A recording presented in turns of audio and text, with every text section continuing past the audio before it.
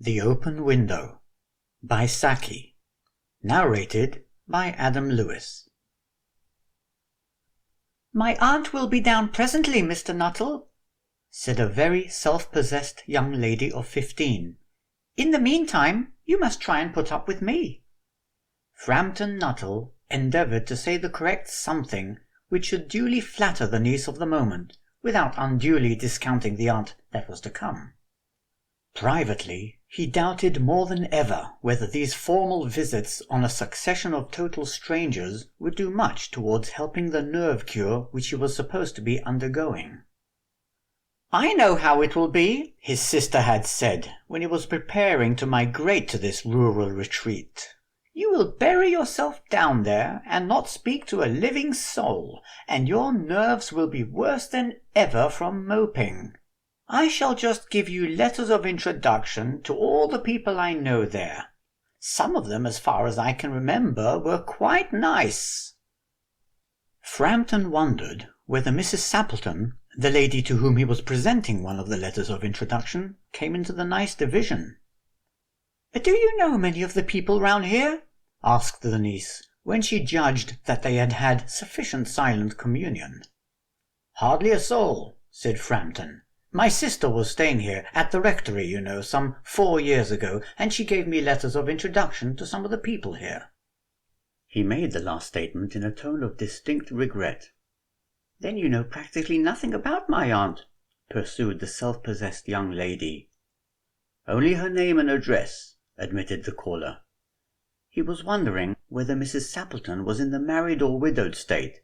An undefinable something about the room seemed to suggest masculine habitation. "Her great tragedy happened just 3 years ago," said the child. "That would be since your sister's time." "Her tragedy?" asked Frampton. Somehow, in this restful country, spot tragedies seemed out of place. "You may wonder why we keep that window wide open on an October afternoon," said the niece, indicating a large French window that opened onto a lawn. "It is quite warm for the year," said Frampton, "but has that window got anything to do with the tragedy?" "Out through that window, 3 years ago to a day, her husband and her 2 young brothers went off for their day's shooting. They never came back. It had been that dreadful wet summer, you know, and places that were safe in other years gave way suddenly without warning. Their bodies were never recovered. That was the dreadful part of it."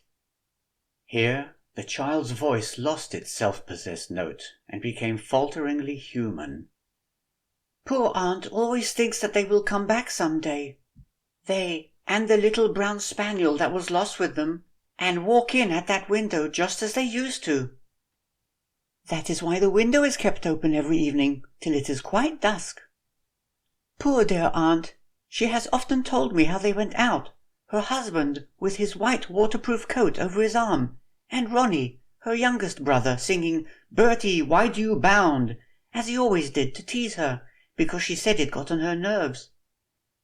Do you know, sometimes on still, quiet evenings like this, I almost get a creepy feeling that they will all walk in through that window." She broke off with a little shudder.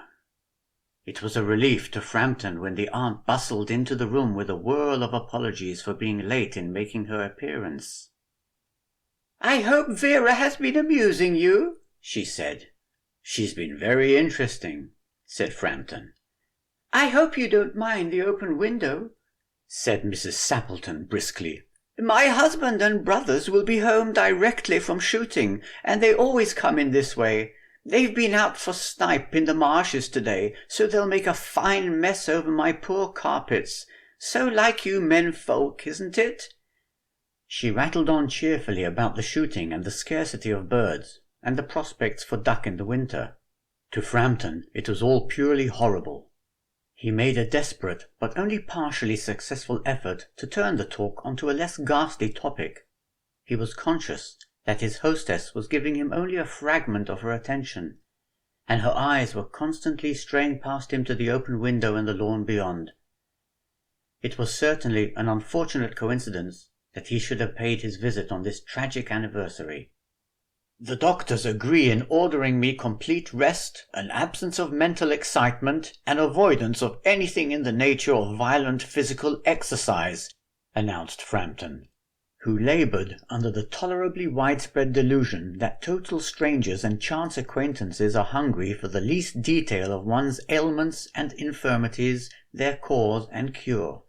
"On the matter of diet they are not so much in agreement," he continued. "No?"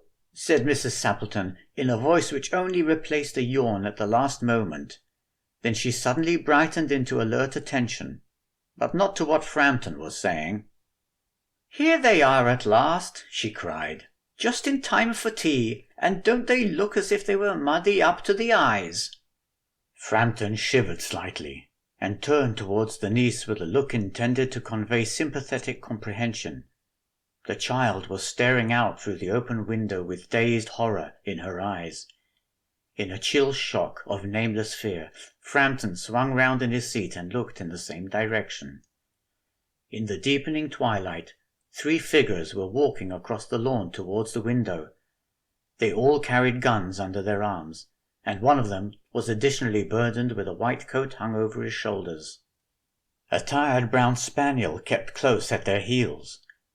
Noiselessly they neared the house, and then a hoarse young voice chanted out of the dusk, "I said, Bertie, why do you bound?" Frampton grabbed wildly at his stick and hat. The hall door, the gravel drive, and the front gate were dimly noted stages in his headlong retreat. A cyclist coming along the road had to run into a hedge to avoid an imminent collision. "Here we are, my dear," said the bearer of the white mackintosh, coming in through the window. "Fairly muddy, but most of it's dry. Who was that who bolted out as we came up?" "A most extraordinary man, a Mr. Nuttall," said Mrs. Sappleton. "Could only talk about his illnesses, and dashed off without a word of goodbye or apology when you arrived. One would think he had seen a ghost." "I expect it was the spaniel," said the niece calmly. "He told me he had a horror of dogs. He was once hunted into a cemetery somewhere on the banks of the Ganges by a pack of pariah dogs, and had to spend the night in a newly dug grave with the creatures snarling and grinning and foaming just above him. Enough to make anyone lose their nerve." Romance, at short notice, was her specialty.